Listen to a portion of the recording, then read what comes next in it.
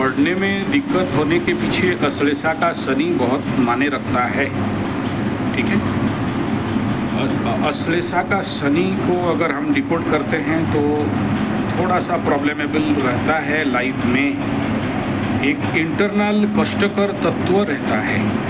As per नक्षत्र अश्लेषा शनि को अगर हम लोग डिकोड करते हैं तो ठीक है, लेकिन शनि का पोजीशन लग्न से एकादश में होने के कारण कुछ भी कैसा भी कंडीशन पे शनि बैठा रहे, एकादश में सभी अच्छे फल देते हैं, इसलिए अच्छा ही कहा जाएगा।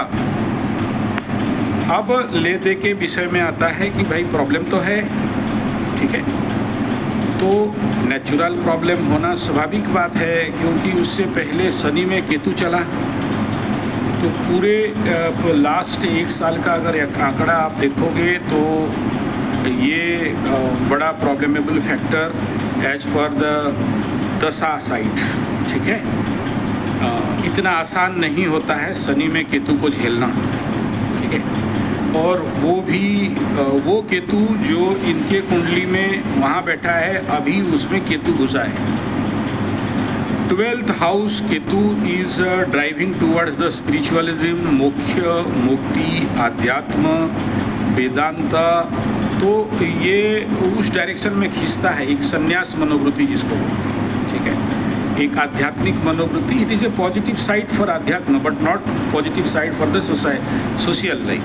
ठीक है, इंटरनली आदमी को अकेलेपन का शौक लगता है, या अंदर से कहीं ना कहीं व्यक्ति कटा हुआ जैसे अनुभव होता है, या अंदर से एक आइसोलेशन, अंदर से एक प्रकार का मतलब सभी से अपने को अलग कर देना इंटरनली। बाहर हो सकता है बच्ची है तो हंसती खेलती रहेगी, लेकिन आंतरिक लेवल पे वो एनर्जी ही ऐसा रहता है, केतु का एनर्जी। चलो वहाँ तक ठीक है, वहाँ तक भी ठीक है, लेकिन यहाँ उसके बाद का जो खेल है, देखिए, background and base and platform of the Shani in Ashlesha is not good, but as per rashi and लग्न इट इज़ वेरी गुड। ठीक है, अब दूसरा विषय यहाँ पर एक और आता है, बड़ा पिकुलियर चीज़। वो चीज़ क्या है?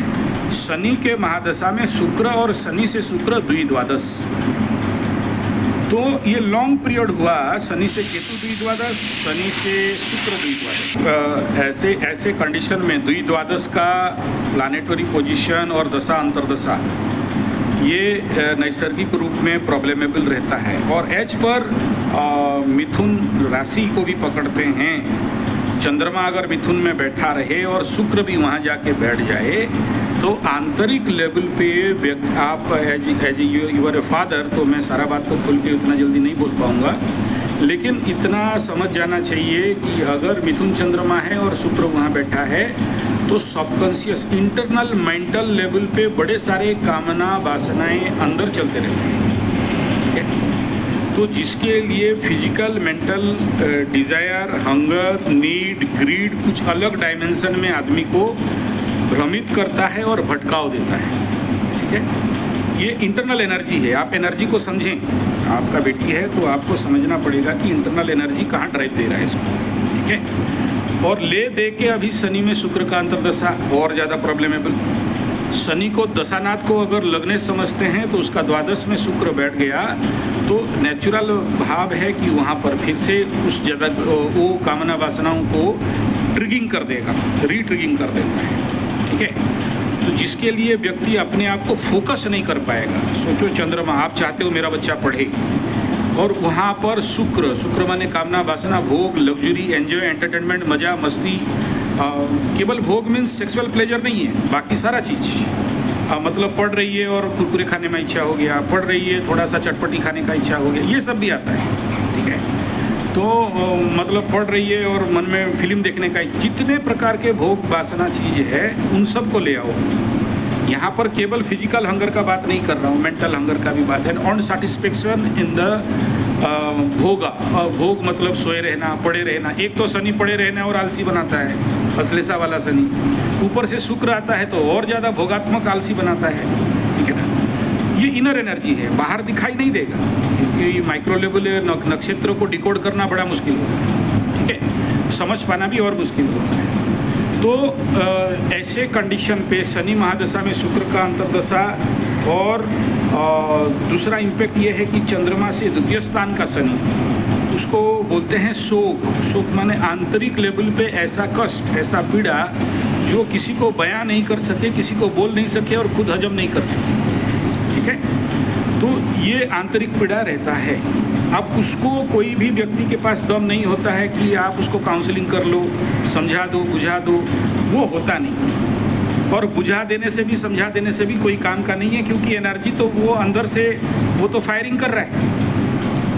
ये हो गया इसका कुंडली का दशा अंतर्दशा का कंडीशन। अब बात कर लेते हैं गोचर का कंडीशन। अभी विगत 1 साल से मिथुन राशि का द्वादश में गुरु बृहस्पति चल रहा था, और द्वादश में जब गुरु बृहस्पति वृषभ राशि में चलता है तो वो आदमी का एक अलग फेज रहता है, क्योंकि बचाने वाला प्लैनेट मारने के लिए आ गया है या व्यय करने के लिए आ गया है। दूसरा इम्पैक्ट ये था कि कन्या लग्न है, यहाँ केतु चल रहा था, तो 1.5 साल के लिए केतु चला के कन्या में, तो अच्छे लोगों को 3 बार बीमारी और मानसिक लेवल पे भ्रम, अपने आप को सुनने वाला नहीं, खेत छुड़ाए खेत, और ब्रेनलेस प्लैनेट जब लग्न में चलता है तो आदमी को अच्छा से ब्रेनलेस बना देता है। इट इज़ वेरी मतलब इमोशनल बैकग्राउंड पे, इमोशनल धरातल पे तो काम अच्छा रहेगा, लेकिन मेंटल लेवल पे और ब्रेन लेवल पे काम करने नहीं देता, क्योंकि headless planet is there in the लग्न since last 1.5 year. And at the same time period the Ketu अंतर्दशा विद द शनि, तो और ज़्यादा ट्रिकिंग हो गया था। तो मतलब होलसेल लेवल पे अगर ऐसे आंख में देखो तो कोई प्रॉब्लम नहीं दिख रहा है, लेकिन जब अंदर से पढ़ाई करो, अंदर घुस के, तो देखोगे कि एनर्जी में कहीं ना कहीं डीके है, यानी the energy not support her in a right manner, right way for her education. ठीक है, अब वो खत्म हुआ फेज, तो दूसरा फेज शुरू हो रहा है शुक्र का। शनि में शुक्र, वो भी 2 द्वादश, तो नेचुरली ये होना एक स्वाभाविक बात है। इसमें आपका जो रेमेडी पार्ट है, आंख मूंद के 2 रेमेडी पार्ट होते हैं।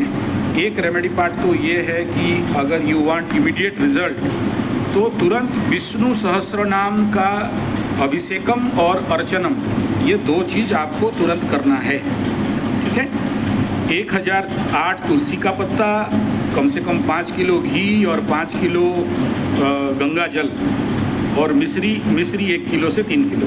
ठीक है, कोई भी पंडित बुला के इसका अभिषेकम कराएंगे, तुलसी पत्ता भगवान विष्णु को समर्पण कराएंगे और गंगा जल से अभिषेक करेंगे विष्णु सहस्त्र नाम में, और उसके बाद वो सारा चीज़ को सुखा के रखेंगे और इनको हर दिन एक पीस, एक तुलसी का पत्ता, गंगा जल और मिश्री, इनको हर दिन खाना होगा। ये है इनका बेसिक रेमेडी पर शनि शुक्र में एक्सेसिव एनर्जी को न्यूट्रलाइज करने के लिए। ठीक है, और ये इमीडिएट ट्रीटमेंट चाहिए इनको। ये खर्चा वाला, बिना खर्चा वाला ये है कि you send her any yoga class. ठीक है, जो कि कोई उनको ऐसा योगा क्लास दे सके जो जनरली मूलधार चक्र को एनर्जिकली एक्टिव कर सके। ठीक है, हाँ, तो ये इसका यौगिक ट्रीटमेंट है। आयुर्वेदिक ट्रीटमेंट में यहाँ पर सबसे आवश्यकता रहता है कि इफ पॉसिबल ओरिजिनल मधु अगर मिल जाता है, मधु हनी, ठीक है, तो वो थोड़ा सा अपने फोरहेड में लगाएंगे, थोड़ा सा चाटेंगे विद द शांति मंत्र ऑफ शुक्र एंड शनि। ठीक है, तो उसमें ये सब बिना खर्चा वाला रास्ता में बता दिया। और नेक्स्ट, क्योंकि शनि का महादशा चल रहा है, तो पीपल पेड़ में हर शनिवार को या अमावस्या को कम से कम 21 से 108 चक्कर विद द वासुदेव मंत्र, ये सब बिना खर्चा वाला रास्ता है। ठीक है, इसमें हैवीली आप काउंटर नहीं कर सकते हो लड़की के कुंडली में ऐसा शुक्र के लिए। ऐसा शुक्र को काउंटर करना थोड़ा सा प्रॉब्लमेबल रहता है, लेकिन इसमें एक नेगेटिव पार्ट ये है कि अगर कंप्लीटली डाउन कर देंगे एनर्जी को, तो फिर बाकी काम को भी ये डाउन कर देगा। ठीक है, हाँ, और नहीं ये एनर्जी रहे, क्योंकि एनर्जी को कंप्लीटली काउंटर नहीं किया जा सकता। You convert one form to another form. ठीक है, तो उसके लिए फिर उसका ट्रीटमेंट थोड़ा सा अलग हो जाता है, लेकिन टेक्निकली अच्छा है। ये अगर अपने आप को संभाल सकती है तो टेक्निकली कोई बुरा नहीं है। एकादश का शनि है, कोई बुरा नहीं है। दशम का शुक्र है, कैरियर को कभी हम पर होने देगा नहीं। हाँ जरूर, कैरियर का घर पीछे सूर्य, आगे शनि में ब्लॉक पड़ा है, और कोई चीज़ ब्लॉक पड़ता है तो थोड़ा सा उसमें प्रॉब्लमेबल रहता है। ठीक है, जब तक पेशेंट सामने नहीं है और डिस्टेंस में ये सब ट्रीटमेंट नहीं होता है, ठीक है, वो बच्ची वहाँ बैठेगी। मैं बहुत सारे लोगों का कराया हूँ और बड़े सफलतापूर्वक हुआ है। ठीक है, और आज भी लोग नाम लेते हैं कि हाँ अभी वो ठीक हो गई करके। ठीक है, तो इसके लिए, क्योंकि देखिए जो भी बॉडी केमिकल और एनर्जी है उसके बॉडी में है, और जो भी हम लोग ये हवन करेंगे और अभिषेक करेंगे वो उसके प्रेजेंस में करेंगे। तो जो भी वो जो केमिकल ट्रीटमेंट है या एस्ट्रोलॉजिकल जो भी पूजा पाठ है या जो भी शांतिकरण है, उसका प्रेजेंस, क्योंकि लड़की का, नारी का शरीर होता है ना, बड़ा कॉम्प्लिकेसी रहता है on the form about the energy. ठीक है, तो उस क्षेत्र में ज़रूरी रहता है। अभी तो इनके अंदर फियर आने वाला रहेगा, दोनों तरफ से फियर फोबिया एक्टिवेट हो रहा है। एक तो एज पर कन्या लग्न से सप्तम में शनि जाएगा तो 100% भय बोलते हैं, फियर बोलते हैं। दूसरा, गुरु बृहस्पति मिथुन में घुसेगा तो इसको भी बोलते हैं फियर एंड भय। ठीक है, तो दोनों तरफ से फियर है, तो डबल फियर है। और शनि महादशा तो ऐसे ही फियर करवाता है, क्योंकि चंद्रमा से, मतलब Shani is 12th from the moon, 2nd from the moon, तो उसको शोक भी बोलते हैं। और बहुत क्लोज कंजक्शन अगर नक्षत्र एक दूसरे के साथ मतलब विपद नक्षत्र में आता है तो भय देता है। ठीक है, तो फियर मतलब कुछ नहीं होता है, कॉन्फिडेंस में कर लो। ठीक है ना, जो चीज़ आदमी आराम से कर लेने वाला है उसमें हिचक होने के कारण या कॉन्फिडेंस होने के कारण उसको फ्री फ्लो में वो काम को कर नहीं पाती है। ठीक है, ये रहता है, कॉन्फिडेंस में कमी का फैक्टर रहता है। और एक प्रकार का कहीं से अहेतुक भय, अहेतुक भय मीन्स जिसका कोई वजूद नहीं है लेकिन एक भय होना। ठीक है, और जिस भय के कारण जो 100% अपना एफर्ट मतलब रिजल्ट देने वाला चीज़ वो कहीं ना कहीं 30% में आके रुक जाता है। देखिए, शनि का महादशा में, शुक्र का अंतर्दशा में आदमी को 0-0 हो जाता है, चाहे कैसा शनि शुक्र रहता है। और शनि के महादशा में शुक्र अंतर्दशा, अगर आप बड़े बड़े मतलब लोगों का एनालिसिस सुनोगे तो उसमें कहा जाता है कि अमिताभ बच्चन भी भिखमंगा बन गए थे। राज कपूर मेहनत किया और उसका पैसा रसिया वाले कमाए, उसका भी फिल्म सिटी डाउन हो गया था। ऐसे एग्जाम्पल है, ये सबके साथ होता है ऐसा नहीं है। मेरा शनि के महादशा में, शुक्र अंतर्दशा में तो मैं वर्ल्ड फेमस हो गया था, तो लेकिन मैं उसके लिए बहुत मेहनत किया हूँ। मतलब आप समझ लो कि इसका जो बेसिक ट्रीटमेंट होता है शनि के महादशा में, शुक्र का अंतर्दशा, मतलब मैं ही सबसे ज़्यादा, मैं जीवन, मेरे गुरु लोग भी मतलब सोच के परे रह गए कि तुम कैसे इतना हायर लेवल मतलब अचीव कर लिया, जो कि सबका प्रेडिक्शन यही था कि ये इसका सब गया बोल। ठीक है, मेरा भी शनि और शुक्र द्विद्वादश का है। तो मैं पार करके आया हूँ वो सिचुएशन, मैं जानता हूँ। लेकिन इसमें 90% केस शनि महादशा में शुक्र अंतर्दशा आदमी को फेल्योर ही देता है। ठीक है, और ग्रह गोचरीय स्थिति भी एज पर कन्या लग्न मिथुन राशि, वो उतना ज़्यादा आप मत कहो, क्योंकि मिथुन राशि से दशम का शनि चल रहा है, तो ऊपर तो उठाएगा, बहुत ऊँचा उठाता है, लेकिन फिर कचड़ देता है। हाँ, ये जरूर कहेंगे कि क्योंकि एज पर मिथुन राशि, शनि उसका दशम एकादश का गोचर है, आने वाला 5 साल उसके लिए 100% गुड, बेस्ट, सॉलिड, ग्रांड और गोल्डन एंड डायमंड बोलेंगे एज पर मिथुन राशि। बट द पोजिशन इज क्या है कि शनि सेकंड में जब होता है तो आदमी को स्लो डाउन कर देता है, एक प्रकार का डिप्रेशन दे देता है, एक प्रकार का शोक दे देता है। तो पहले तो उसको शांति करो, उसको न्यूट्रल करके देखो कि न्यूट्रल हो रहा है या नहीं। बाकी रह गया कि अभी जो 3 साल शनि महादशा में शुक्र अंतर्दशा चलेगा, ये मतलब नेचुरली ये खींचेगा डाउन में, क्योंकि दोनों नक्षत्र फल तो ठीक है, राशि वाइज यहाँ द्विद्वादश है, परंतु दोनों नक्षत्र रुलाने वाला नक्षत्र है। अश्लेषा शनि को भी बोलते हैं रुलाता है, आर्द्रा शुक्र को भी बोलते हैं रुलाता है। ठीक है, तो वो कहीं ना कहीं से मतलब ऐसे समझ लीजिए कि आदमी दौड़ने के लिए तो तैयार है, लेकिन पीछे इसका बड़े बड़े पत्थर बंधे हुए हैं। ठीक है, तो इस कंडीशन पे मैं ये कह दूं कि आप दोबारा अप्लाई करने से 100% हो जाएगा। हो तो जाएगा, एकादश का शनि बहुत अच्छा देता है, लेकिन उतना ज़्यादा बाधा भी देता है उतना ज़्यादा आप ऐसे समझो कि एक प्रकार का बैक थ्रस्टिंग भी देता है।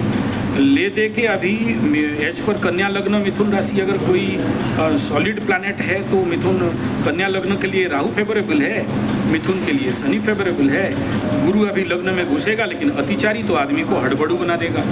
हड़बड़ू मतलब समझ रहे हैं, ओवर कॉन्फिडेंस, इधर से फियर, मतलब एक तरफ डर है और एक तरफ ओवर कॉन्फिडेंस है।